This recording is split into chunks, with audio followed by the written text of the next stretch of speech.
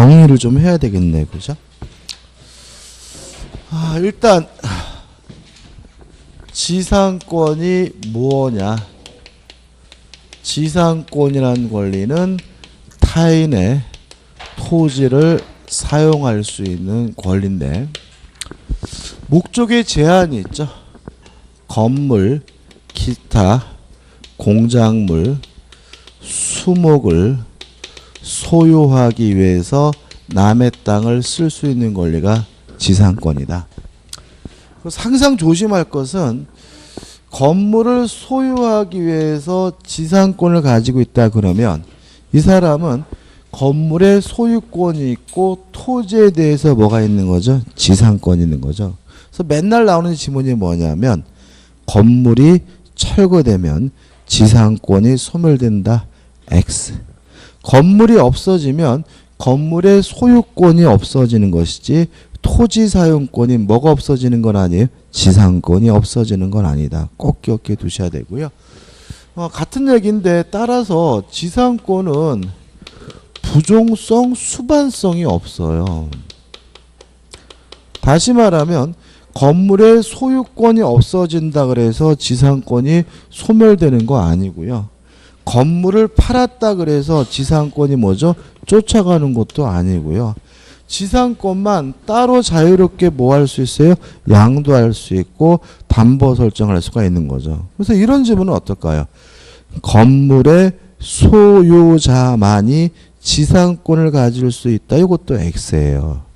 왜냐하면 지상권만 따로 팔 수 있다는 말은 건물의 소유자가 아닌 사람도 뭘 가질 수 있어요? 지상권을 가질 수 있다는 얘기니까 주의하셔야 되겠죠. 그 다음에 지상권은 원칙적으로 무상이라는 것도 굉장히 중요하죠. 원칙이 무상이기 때문에 지료를 지급하기로 하는 특약이 존재해야 지료를 달라고 청구하는 것이 가능하고요. 또 지료 지급에 관한 특약이 있어야 지료에 대한 증액 청구도 가능하고요. 또 지료 지급에 관한 특약이 있어야 2년분의 지료를 지급하지 않았다는 이유로 소멸 청구하는 것도 가능합니다. 여기서 좀 조심할 것은 뭐냐면 2년간이 아니라 2년분이에요. 무슨 말이냐면 2년치 10년 동안 조금씩 안 냈는데 합쳐보니까 2년치가 되더라. 이러면 뭐죠? 소멸 청구할 수 있다는 얘기지 2년 동안 안 내야 소멸 청구할 수 있다는 말은 아님을 주의하시기 바라고요. 그 다음에 요 2년분의 지료를 지급하지 않았다는 의미는 우리 판례는 자신이 소유하고 있는 기간 동안 2년치가 돼야 된다는 것이 우리 판례 입장입니다. 이게 무슨 말이냐면 땅이 갑의 소유고 을이 건물에 대해서 소유권이 있고 을이 토지에 대해서 뭐가 있냐면 지상권이 있는데 갑이 못 받은 지료가 1년 6개월치거든요. 갑이 땅을 병에게 팔았어요. 병이 못 받은 돈이 6개월치가 됐을 때 합산해서 2년치가 되면 요 병이 을에게 소멸 청구할 수 있느냐? 없다. 왜냐하면 자신이 소유하고 있는 기간 동안 몇 년치가 돼야 돼요? 2년치가 돼야 돼요. 따라서 전 소유자가 못 받은 돈은 병이 신경 쓸 바가 아니고 자기가 소유하고 있는 기간 동안 몇 년치가 돼야지만요. 2년치가 돼야지만 소멸 청구할 수 있다는 거 꼭 기억해 두셔야 되고요. 마지막으로 지료 지급을 어떻게 가지고 제3자에게 대항하려면 뭐가 필요하냐면 등기가 필요하죠. 왜냐하면 원칙이 뭐이기 때문에 무상이기 때문에요. 그 다음에 지상권의 경우에는 존속기간도 중요하죠. 첫째, 존속기간에서 최장기간. 무제한입니다. 따라서 영구무한의 지상권도 가능하고 유효하다는 게 판례 입장이고요. 그 다음에 체단 기간인데 체단 기간이 보장이 되는데요. 지상물의 종류에 따라서 체단 기간이 보장이 되거든요. 예를 들어서 견고한 건물이나 수목을 소유할 목적이면 최소한 몇 년이 보장이 되죠? 30년이. 그 다음에 견고한 건물이 아닌 일반 건물의 소유를 목적으로 하면 최소한 15년이 보장이 되고요. 건물 수목이 아닌 기타 공작물의 소유를 목적으로 하면 최소한 몇 년이 보장이 되냐면 5년이 보장이 돼요. 여기서 주의할 점은 지상권은 설정했지만 존속기간을 따로 안 정했어요.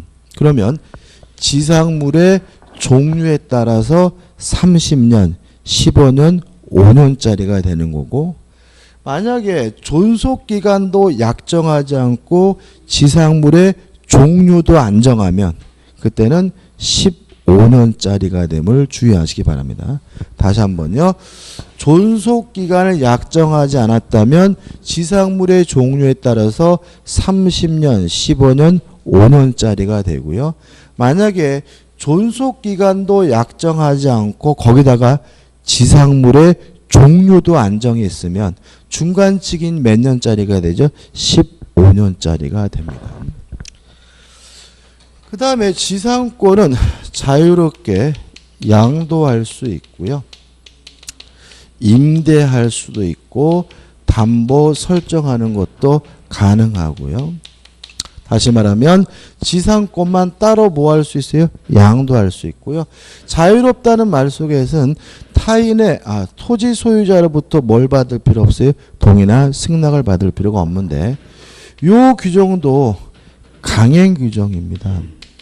따라서 특약으로서 뭐 할 수 없어요? 배제할 수 없습니다. 그래서 양도 금지 특약을 해봤자 뭐가 돼요? 무효가 되고요. 그 다음에 지상권은 필요비 상한은 청구할 수 없습니다.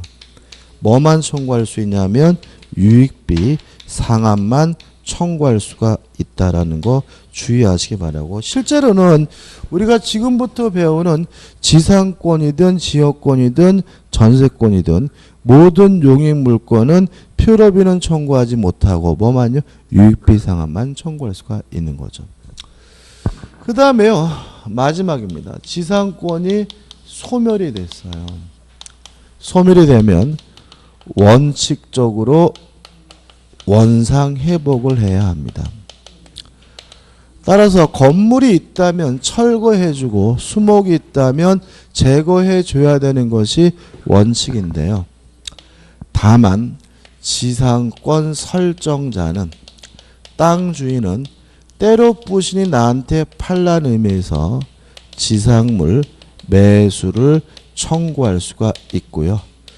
요 지상물 매수 청구권은 형성권이기 때문에 지상권자는 원칙적으로 거부하지 못합니다. 항상 그래야 되느냐? 아닐 수가 있죠. 여러 가지 소멸사유 중에서 한 가지 소멸사유, 존속 기간이 만료됐다는 사유로 소멸된 경우만은 한 번 더 하자 갱신을 청구할 수가 있고요. 그 갱신 청구에 대해서 거부당하면 이제 오히려 지상권자가 내 건물 사란 의미에서 지상물 매수를 청구할 수가 있고요. 이 지상물 매수 청구권도 형성권이기 때문에 지상권 설정자가 거부하지 못합니다. 따라서 지상권자가 내 건물 사란 의미에서 지상물 매수를 청구하려면 특별한 요건이 필요하죠. 첫째, 존속기간의 만료로 소멸돼야 됩니다. 다른 사유로 소멸하게 되면 원상회복 때려 부셔야 합니다. 두 번째, 갱신 청구했다가 거부당해야 합니다. 따라서 존속기간의 만료로 소멸대로 바로 지상물 매수를 청구할 수 없음을 주의하시기 바랍니다. 여기까지가 일반 지상권의 내용이죠. 물론 지상권 물권입니다. 그죠? 물권이니까 절대권이니까 제3자에게 뭐 할 수 있어요? 대항할 수 있다는 거 너무나 기본적인 건데 깔고 가게 되는 거죠. 이것입니다. 그 다음에 교재 보시면 이제 법정지상권 해가지고 내용이 빠바바박 나오는데 일단 법정지상권에 관한 큰 틀을 좀 보고 교재를 볼 건데 일단 자 이런 문제죠. 건물이 존재하고 있고요. 건물의 소유자와 토지 소유자가 원래는 같았는데 이것이 일정한 사유로 건물과 토지 소유자가 달라지게 되면 요 건물 소유자는 법정 지상권을 취득하기 때문에 건물을 뭐 해줄 필요 없죠? 철거해 줄 필요가 없죠. 자, 이거 가지고 이제 보자고요. 일단 교재 공통점 지금 말씀드린 얘기죠. 건물이 있고 건물과 토지 소유자 같았다가 달라지게 되면 뭐죠? 법정 지상권이 발생한다. 2번 제305조에 의한 법정 지상권인데 한번 읽어봅니다. 토지와 건물이 동일한 소유자에 속한 경우 그 말은 뭐죠? 건물이 있었고 건물과 토지 소유자가 같았는데 건물의 전세권을 설정한 후에 토지의 소유자만이 변경된 때에는 전세권 설정자에 대하여 새로운 토지 소유자는 지상권을 설정한 것으로 본다. 이렇게 나와 있고 여기서 키가 된 조심해야 될 것은 뭐죠? 전세권 설정자란 말이죠. 왜냐하면 지상권이라는 권리는 건물 등을 소유하기 위해서 남의 땅을 쓸 수 있는 권리니까 지상권을 취득해야 되는 사람은 원칙적으로 건물의 소유자여야 돼요. 따라서 건물의 소유자인 누가요? 전세권 설정자가 지상권을 취득하는 것이지 건물의 전세권자가 지상권을 취득하는 것은 아니라는 거 요거 하나만 꼭 주의하시면 되고요.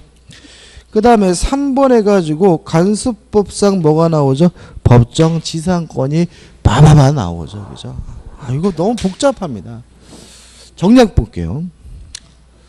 자, 건물이 존재하고 건물과 토지 소유자가 같았는데 만약에 매매, 기타 사유로 토지와 건물의 소유자가 달라지게 되면 관습법상 법정 지상권이 발생하기 때문에 건물을 뭐 할 필요 없냐면 철거할 필요가 없어요.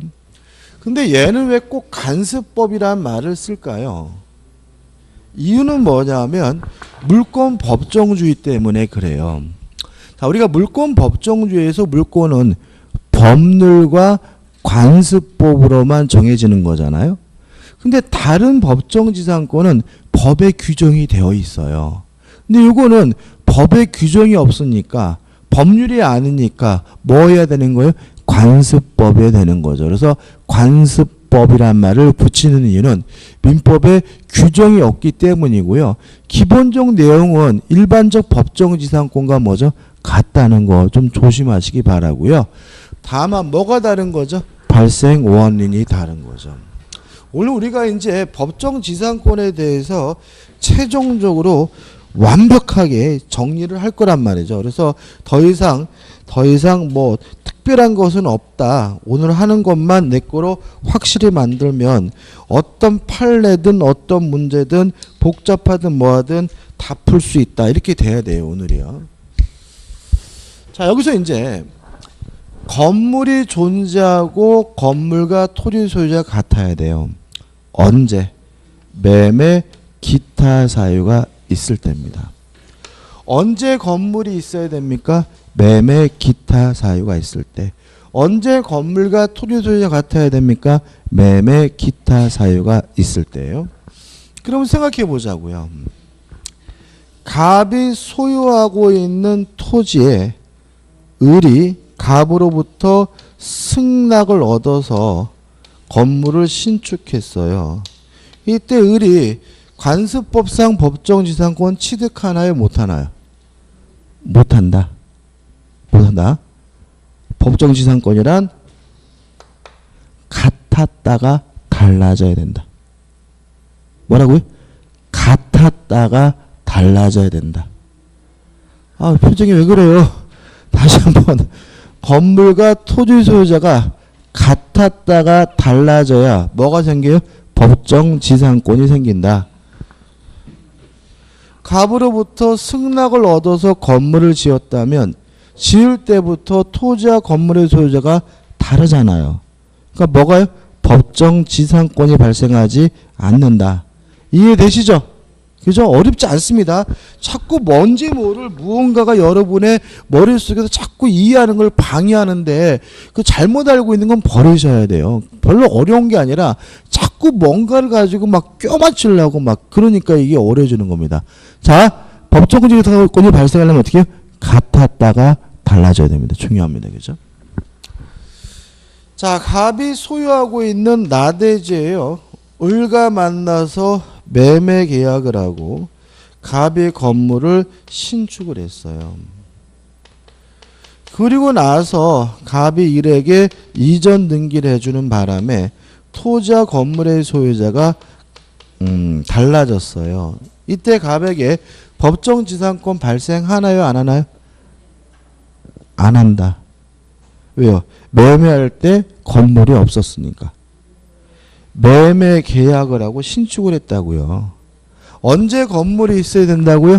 매매 계약할 때. 별거 아니에요. 그러니까 우리가 이걸 자꾸 어렵게, 그러니까 법정지상권만 나오면 이 그지같이 이런다고. 근데 그지같이 어렵다 그러면서 맨날 이상한 판례만 보고 있어. 기본 틀을 자꾸 잊어버려요. 자, 건물이 있어야 돼요. 언제 있어야 된다고요? 매매 기타 사유가 있을 때잖아요. 이런 걸 자꾸 지나쳐. 그러니까 쉬운 걸 지나치고 어려운 걸 공부하는데 맨날 문제는 뭐예요? 쉬운 데서 나와요. 그죠? 자, 매매 계약을 하고 건물을 신축했다면 매매 계약할 당시에 뭐가 없었어요? 건물이 없었기 때문에 관습법상 법정지상권은 뭐 하잖아요? 발생하지 않는다. 하나만 더 안 하려고 했는데 하나만 더 해봐야 되겠다. 아, 표정이 왜 이렇게 맨날 그렇게 어두신지 모르겠어. 갑이 땅을 소유하고 있고요. 무호가 건물을 신축했어요. 뭐죠? 무호가. 무호가 건물이니까 등기를 못했겠죠. 그래서 갑이 땅만 팔았어요. 땅만 팔고 땅만 이전 등기를 해주는 바람에 땅은 을의 것이 건물은 여전히 갑의 것이에요. 법정지상권 발생해요? 안 해요? 한다. 왜요? 매매 계약할 때 건물이 있었고 건물과 토지 소유자가 어떻게 해요? 같았다가 매매로 달라졌으니까. 무슨 말이에요? 건물이 있다면 무효가든 미등기든 불법이든 뭐든 뭐 하지 않아요? 따지지 않습니다. 매매 기타 사유가 있을 때 건물이 있었고 건물과 토지 소유자가 같았다가 달라지면 뭐가 발생하죠? 관습법상 법정지상권이 발생합니다. 그 다음에 기타 사유입니다. 이게 나머지 개념인데 나머지 개념이니까 굉장히 예가 많아요. 예가 많은데 우리는 두 가지로 나눌 거예요. 제외되는 거, 안 되는 경우가 있다. 그죠? 첫째, 환지 처분으로 토지와 건물의 소유자가 달라지더라도 관습법상 법정지상권은 발생하지 않는다. 두 번째, 원인행위의 실효입니다. 원인행위의 실효라는 말은 무효, 취소, 해제를 포함하는 말이에요. 다시 말하면 토지와 건물의 소유자가 달라진 이유가 무효, 취소, 해제로 달라졌다면 관습법상 법정지상권이 발생하지 않아요. 그래서 문제 풀 때가 해제가 나오면 뭐죠? 법정지상권 발생하지 않는구나. 무효가 나오면 뭐예요? 법정지상권이 발생하지 않는구나. 이렇게 가면 돼요. 그 다음에 토지가 공유인 경우입니다. 토지가 뭐예요? 공유. 이때는 원칙적으로 간섭법상 법정지상권이 발생하지 않는다. 다시 말하면 토지가 공유인 경우에는 나중에 건물과 토지 소유 달라지더라도 뭐가 발생하지 않아요? 관습법상 법정지상권이 발생하지 않아요. 다만 공유 토지가 분할된 경우에는 관습법상 법정지상권이 뭐하게 돼요? 발생하게 됩니다. 끝. 자, 여기서 다시 한번 우리 민법 뭐가 중요하다고요? 원칙. 따라서 토지가 공유라면 관습법상 법정지상권 발생하지 않는다는 거 꼭 기억해 두셨으면 좋겠어요. 다 했습니다. 그 다음 이제 더 이상 안 볼 건데 교재 보시면은 이러한 내용이 우측에 보시면 빠바바박 나오는데 한 가지만 추가한다면 오른쪽 상단에 보시면 3번 해가지고 당사자 사이에 건물을 철거한다는 특약이 없어야 된다. 이게 무슨 말이냐면 건물을 철거하기로 했다면 철거해야 되기 때문에 관습법상 법정지상권 발생하지 않는다는 거. 이거 하나만 추가하면 돼요. 그 다음에 넘겨보시면 3번이 나오는데 맨 위에 구분 소유적 공유입니다. 그죠? 자, 그럼 이것도 제가 설명 안 드린 이유가 있어요. 지들끼리는 뭐요? 분리된 땅. 대외적으로는 뭐요? 공유. 이렇게 되는 거죠. 그럼 볼까요? 구분 소유적 공유 관계에 있는 토지의 공유자들이 그 토지 위에 각각 독자적으로 별개의 건물을 소유하면서 그 토지 전체에 대해 저당권을 설정하였다가 그 저당권 실행으로 토지와 건물의 소유자가 달라졌어요. 이게 튀어나왔으면 좋았을 건데. 그러면 무슨 말이에요? 각자 독자의 별개의 건물을 소유했다는 말은 건물이 있었고 건물과 토지 소유자가 같았다는 얘기죠. 그잖아요. 같았는데 저당권 실행으로 달라지면 뭐가요? 법정지상권이 뭐죠? 발생한다. 이런 얘기인 거죠. 근데 이것도 이렇게 할 건 아닌데 원래 판례 내용은 이런 겁니다. 여기까지는 갑의 땅 옆에서 온 겁니다. 여기 땅에는 여기서부터는 을의 땅 이렇게 돼 있거든요. 근데 만약에 갑이 자기 땅 위에 건물을 신축을 했어요. 그러고 나서 갑의 건물이 병에게 경매가 됐어요. 요때는 법정지상권 발생하지 않아요. 병에 대해서는 토지가 뭐요?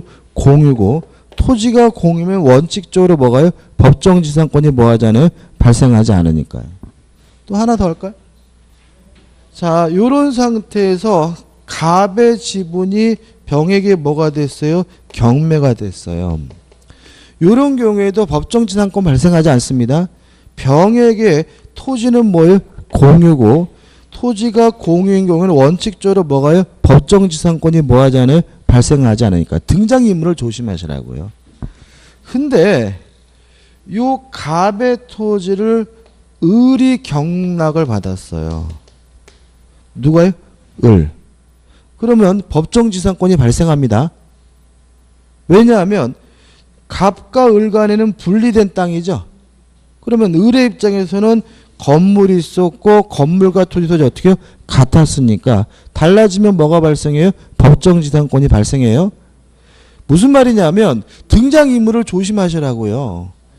둘 중에 한 사람이 샀어요. 그럼 뭐예요? 법정지상권 발생한다. 왜요? 별개 땅이니까. 동의하시죠? 근데 만약에 제3자가 등장한다. 그러면 뭐예요?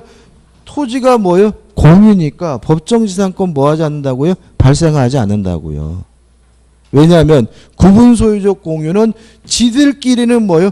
분리된 땅이고 대외적으로는 뭐예요? 공유니까요. 어렵지 않아요. 다시 한번 말씀드릴게요. 왜 자꾸 어려워하시지 표정이. 갑과 을 지들끼리 뭐라고요? 분리된 땅. 그러니까 만약에 등장인물이 갑과 을만 등장하면 분리된 땅으로 생각하시고 접근하시면 되고 대외적으로 뭐예요? 공유. 그러니까 제3자 병이 등장하면 토지가 뭐라고요? 공유니까 원칙적으로 법정지상권이 발생하지 않는다는 얘기인데 뭐 이렇게 어려워요. 그죠? 부분소유적 공유는 대내적으로는 분리된 땅. 대외적으로는 뭐죠? 공유입니다. 더 이상 안 할게요. 그죠? 더 하면 더 표정이 더 어두워질 것 같아. 이거만 확실하게 기억하시면 되겠죠. 이거만. 그 다음에 이제 하단에 보시면 4에서 제366조의 법정지상권이 나와요. 더 쉬워요. 건물이 존재하고 건물의 소유자하고 토지 소유자가 원래는 같았어요. 근데요, 이것이 저당권의 실행으로 건물과 토지 소유자가 달라지게 되면 요 건물 소유자는 뭘 취득하냐면 법정 지상권을 취득하기 때문에 건물을 뭐 당하지 않아요? 철거당하지 않아요. 달라진 건 뭐가 달라진 거죠? 원인만 달라진 거죠. 그죠? 그죠? 주의할 점은 딱 한 가지예요. 언제 건물이 있고 언제 건물과 토지 소유자가 같아야 되냐면요. 저당권 설정 시다. 이거 하나만 주의하시면 돼요. 자, 저당권 설정 시 건물이 존재하고요. 저당권 설정 시 건물과 토지 소유자가 같았는데 저당권 실행으로 달라지면 뭐가 발생합니까? 법정 지상권이 발생한다. 저당권 설정 시 건물이 있었다면 뭐가든 미등기든 따지지 않고요. 저당권 설정 시 건물과 토지 소유자가 같으면 돼요. 언제만 같으면 된다고요? 설정지. 실행할 때 다르더라도 법정지상권은 뭐죠? 발생합니다. 연습해 볼게요. 연습. 교재 뭐 안 보셔도 돼요. 요즘 막 복잡해.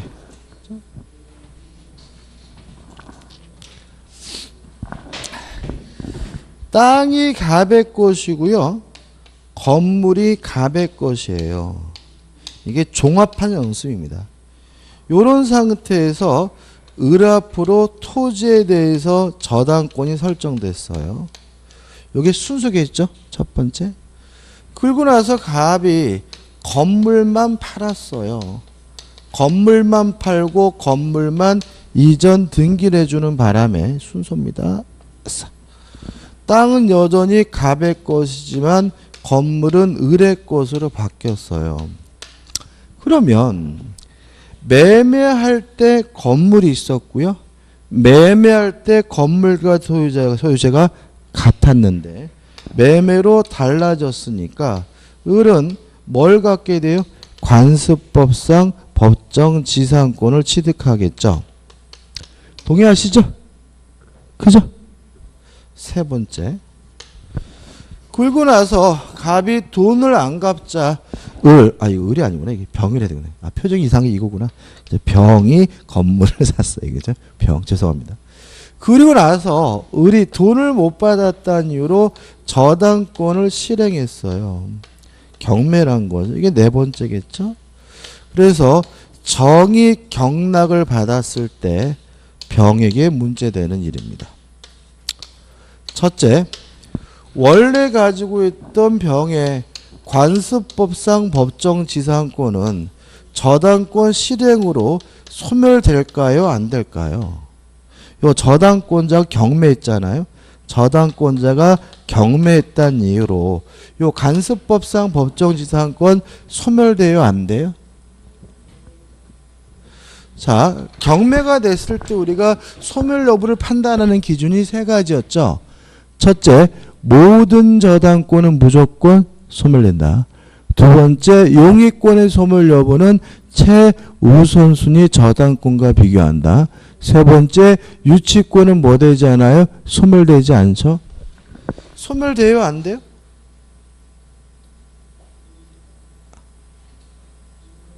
아이 참, 얘보다 늦잖아요. 저당권보다 늦잖아요. 지상권은 뭐라고요? 토지 사용권이라고요. 뭐에 대한 권리라고요? 토지에 대한 권리. 토지 저당권이 있었잖아요.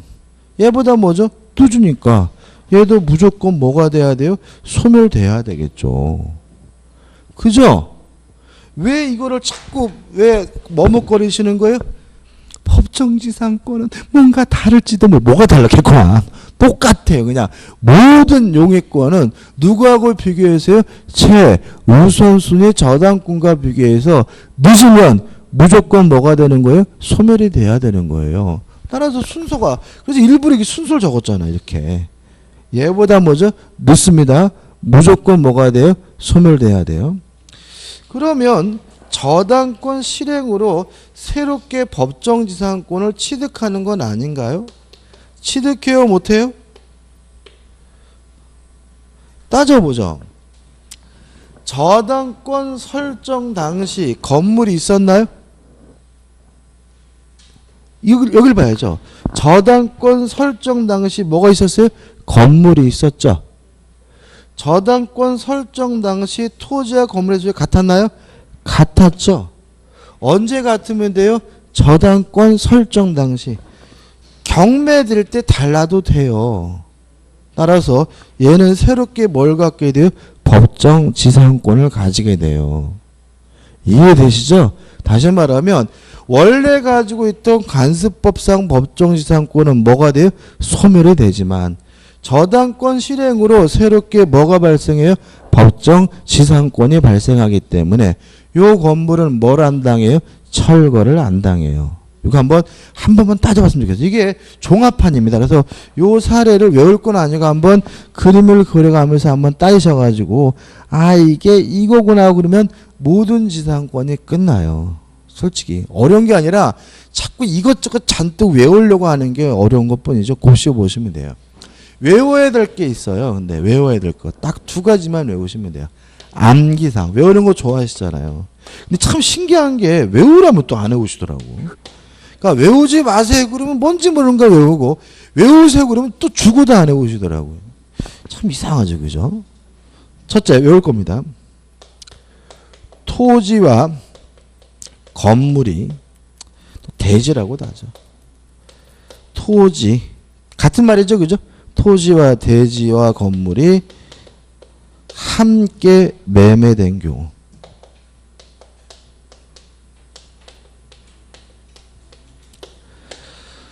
함께 매매된 경우는 관습법상 법정 지상권 성립되지 않습니다. 저당권 실행에 의한 법정 지상권 성립되지 않습니다. 따라서 문제를 푸시다가 토지와 건물이 함께 매매됐다라는 말이 나오면 결론은 뭐여야 되는 거예요? 법정 지상권이 성립되지 않는다가 결론이에요. 우리가 23일 날인가 판례 특강 하죠. 그죠? 판례 특강 반드시 들으셔야 돼요. 그죠? 들으셔야 되고 판례 특강을 하게 되면 또 실력이 한 단계 또 업그레이드 돼요. 근데 실제로 판례 특강의 목적이 이런 결론을 아는 것도 목적이긴 하지만 여러분들이 싫어하는 판례를 통해서 또 문장 독해력 뭐 이런 걸 또 향상시키는 데도 굉장히 도움이 되니까요. 꼭 들으셨으면 좋겠고 그때도 제가 이유는 설명 안 드릴 거예요. 이건 외우시는 게 편해요. 토지와 건물이 함께 매매되면 관습법상 법정지상권 그냥 법정지상권 모두 뭐 하잖아요? 발생하지 않는다. 그래서 문제 푸시다가 땅과 건물이 함께 매매됐다 이런 말이 나오면 중간에 읽지 마세요. 결론 가가지고 법정지상권이 성립하지 않는다가 찾으시면 돼요. 두 번째, 토지와 건물의 공동저당이 설정이 됐어요. 아, 이거 하나 제가 연습 안 한 거 있네. 연습을 하겠어요. 하나만 더 연습할게요. 이거 하기 전에. 이런 건 어떨까요? 땅이 갑의 것이고 건물이 갑의 것이에요. 이런 상태에서 토지에 뭐가 설정됐냐면 저당권이 설정이 됐어요. 그리고 나서 갑이 건물을 철거했습니다. 철거해서 건물이 없는 나대진 상태에서 저당권자가 경매를 했어요. 이때 병이 경락을 받았고 갑은 요 토지의 법정지상권을 취득할까요? 못할까요? 취득하나요? 못하나요? 한다. 왜요? 저당권 설정 당시 건물이 있으면 돼요. 언제 건물이 있으면 된다고요? 저당권 설정 당시. 나중에 건물이 철거돼서 없더라도요. 법정지상권은 뭐예요? 발생해요. 따라서 갑은 돈이 있으면 건물을 신축해도 돼요. 뭐가 있으니까요? 법정지상권이 있으니까요. 언제 건물이 있어야 돼요? 저당권 설정 당시. 이해되시죠? 그죠?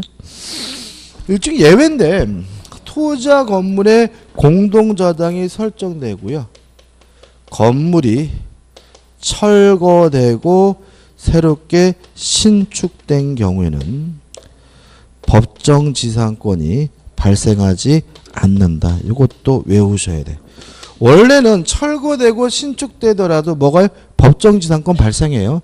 철거되더라도 뭐가 발생합니까? 법정지상권이 발생하는데 토지와 건물에 뭐가 설정이 됐어요? 공동저당이 설정된 경우에는 건물이 철거되고 신축된 경우는 법정지상권이 뭐하지 않습니까? 발생하지 않습니다. 이 두 가지는 꼭 외우시고 외우시는 게 문제 풀 때 빨리 풀 수가 있으니까 암기하시면 됩니다.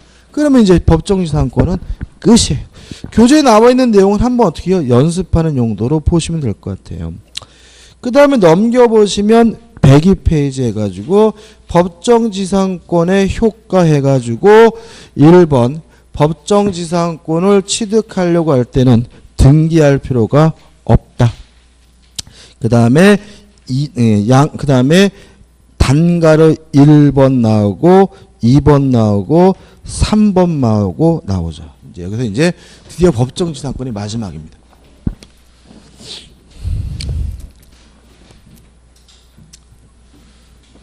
땅이 갑의 것이고요. 건물이 을의 것이에요. 이런 상태에서 요건을 갖춰서 을이 법정지상권을 취득했다면 을은 법정지상권을 취득하기 위해서 뭐 할 필요 없냐면 등기할 필요가 없어요. 왜냐하면 법률 규정에 의한 지상권이니까요. 따라서 갑이 이 토지를 K에게 양도했더라도 을은 지상권에 관한 등기 없이도 K에게 뭐 할 수 있어요? 대항할 수 있고 K는 을에게 건물을 철거해달라고 뭐 할 수 없어요? 요구할 수 없습니다. 다시 말하면 법정지상권을 취득하고자 할 때는 등기할 필요 없고요. 등기하지 않아도 제3자에게 뭐 할 수 있어요? 대항할 수가 있어요. 문제가 되는 것은 을이 병에게 건물을 양도했어요. 뭘 팔았어요? 건물을. 요랬을 때 첫째 병이 지상권을 취득하느냐? 못한다. 왜냐하면 요겁니다. 부종성 수반성이 없죠. 따라서 건물을 팔았다 그래서 지상권이 뭐 되는 건 아니에요? 쫓아가는 건 아니에요. 그죠? 다시 말하면 병은 건물의 소유권을 취득할 뿐이지 뭘 취득하지 못해요? 지상권을 아직 취득하지 못했고요. 지상권을 취득하려면 을 앞으로 설정 등기한 후에 이전 등기 받아야 비로소 지상권을 뭐 할 수 있어요? 취득할 수가 있어요. 그러면 갑은 병에게 건물을 철거해달라고 청구할 수 있느냐? 그럴 수는 없어요. 왜냐하면 병이 건물의 지상권을 취득하지 못할 뿐이지 지상권이 없어진 것은 아니에요. 여전히 을이 법정지상권을 계속 보유하고 있기 때문에 건물을 뭐 해줄 필요는 없어요? 철거해줄 필요는 없고요. 따라서 병은 을을 대의해서 갑에게 지상권 설정을 청구하는 것이 가능한 상태이기 때문에 건물을 철거해달라고 갑이 병에게 뭐 할 수는 없어요? 요구할 수는 없어요. 다만 아무런 권한 없이 남의 땅을 쓰고 있기 때문에 사용이익은 갑에게 부당이득으로서 뭘 해야 되냐면 반환을 해줘야 돼요. 끝입니다. 정리해 볼게요. 법정 지상권이 있는 건물을 양수한 병은 일단 지상권을 아직 뭐하지 못했어요? 취득하지 못했습니다. 다만 토지 소유자는 건물을 철거해달라고 뭐 할 수 없어요? 청구할 수 없습니다. 이유는 병에게 지상권이 없다는 얘기지 지상권이 소멸됐다는 얘기는 아닙니다. 아직도 을에게 뭐가 있어요? 지상권이 있고요. 따라서 병은 을을 대의해서 지상권을 설정해달라고 뭐 할 수 있어요? 청구할 수가 있는 상태이기 때문에. 다만 지상권도 없이 남의 땅을 쓰고 있다는 말은 아무런 권한 없이 남의 땅을 사용한 것이니까 사용이익은 부당이득으로서 뭘 해줘야 됩니까? 반환을 해줘야 됩니다. 끝입니다. 그 다음에 하단에 보시면 2번 법정지상권의 지료인데 1 해가지고 법정지상권자는 지료를 지급할 의무가 있다 나와 있잖아요. 이거 지우세요. 왜 그러냐면 이러면 또 이게 또 스텝이 꼬여요. 법정지상권이든 지상권이든 원칙이 뭐죠? 무상이다부터 시작해야 돼. 따라서 지료 지급에 관한 특약이나 법원의 결정이 있어야지만 지료를 뭐 할 수 있어요? 청구할 수가 있는 거니까 함부로 원칙이 유상이다 이러면 또 스텝이 꼬이니까 조심하시기 바라고. 그 다음에 우측에 보시면 존속기간 설명드렸고 계약갱신청구권 매수청구권 해가지고 105페이지 상단까지 쭉 나오니까 한번 쭉 꼭 읽어보셨으면 좋겠고요. 교재 제가 설명드린 내용이 나와 있습니다. 그 다음 105페이지 하단에 보시면 이제 뭐가 나오죠? 분묘기지권이 나오죠. 일단 분묘기지권의 의의는 뭐죠?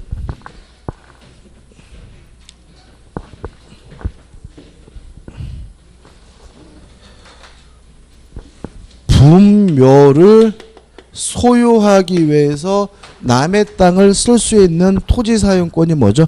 분묘기지권이고요. 일단 요건해가지고 처음에 나오는 것들은 발생 원인입니다. 1번 토지 소유자 승낙을 얻어서 분묘를 설치하든지 아니면 2번 무단으로 묘를 썼다면 20년 지나면 분묘기지권을 취득 시효하게 되고요. 3번 분묘가 있는데도 불구하고 매매하면서 별도의 특약이 없다면 분묘기지권이 뭐하게 돼요? 발생하게 되고요. 2번 분묘기지권은 관습법상 물권이기 때문에 등기할 수는 없습니다. 따라서 분분이 분묘기지권의 공시 방법으로서 기능하기 때문에 반드시 분분이 있어야 되므로 평장, 암장한 경우에는 분묘기지권 발생하지 않고요. 넘겨보시면 3번 분묘기지권이란 이미 있는 묘를 소유하기 위해서 남의 땅을 쓸 수 있는 권리입니다. 따라서 어떤 형태든지 간에 새로운 묘를 신설할 수는 없기 때문에 단분 형태든 쌍분 형태든 합장할 수가 없고요. 2번 지료와 존속기간 해가지고 지료 이것도 뭐죠? 원칙이 뭐죠? 무상입니다.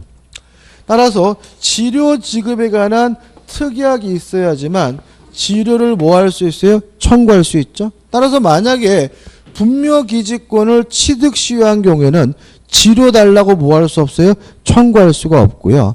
유의하실 것은 지료 지급에 관한 특약이 있다면 분묘기지권도 일반 지상권과 마찬가지로 2년분의 지료를 지급하지 않으면 뭐 당할 수 있어요? 소멸 청구 당할 수 있다는 거 조심하셔야 되고요.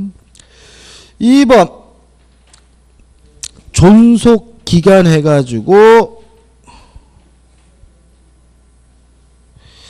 또 교재 또 엉뚱한 얘기 나와 있는데 그 교재 지료해가지고 2번 보시면 자기 토지 내 분묘를 가지고 있던 자가 그 토지를 처분하여 분묘기지권을 취득한 때에는 지료를 지급해야 한다. 이거 X예요. 1번이 이유가 나와 있죠. 분묘기지권도 원칙이 뭐죠? 무상이니까 당사자 간에 지료 지급에 관한 뭐가 있어야 돼요? 약정이 있어야지만 지료를 청구할 수 있는 거예요. 무작정 뭐 할 수 있는 것은 아니에요. 지료를 청구할 수는 없는 것은 있는 것은 아니니까 2번도 뭐죠? 빼버리시기 바라고. 다시 말하면 무상의 원칙이므로 약정이 있어야 뭐 할 수 있어요? 청구할 수 있다는 거 조심하시기 바라고. 그 다음에 존속기간. 약정기간이 있다면 약정기간만 존속하게 되고요. 조심할 것은 분묘기지권이 공작물이라는 이유로 5년이 보장되진 않아요. 1년 약정을 했으면 1년만, 6개월 약정을 했으면 뭐죠? 6개월만 인정되는 권리고요. 다만 교재에 나와 있는 것은 뭐죠? 존속기간의 약정이 없었다면 수호하고 봉사는 한 뭐가 돼요? 계속된다는 거 주의하시면 되겠죠. 그 다음에 9번 구분지상권에서 개념 뭔가요? 땅 속의 특정층, 지상의 특정층에다가 설정하는 지상권을 우리가 뭐죠? 구분지상권이라고 하고 두 가지를 주의하시면 됩니다. 1번 구분지상권의 목적에서 뭐는 빠지죠? 수목은 빠진다.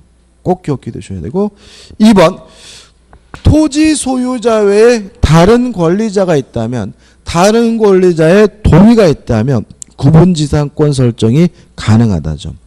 예를 들어 가지고 이미 그 토지의 지상권이 설정이 되어 있는 상태예요. 그러면 땅 속에 구분지상권 설정할 수 있느냐? 있다. 지상권자의 동의가 있다면 땅 속에다 또다시 뭘 설정할 수 있죠? 구분지상권 설정이 가능하게 된다는 거 주의하시기 바라고요. 좀 쉬었다가 이제 2절 지역권을 보도록 하겠습니다.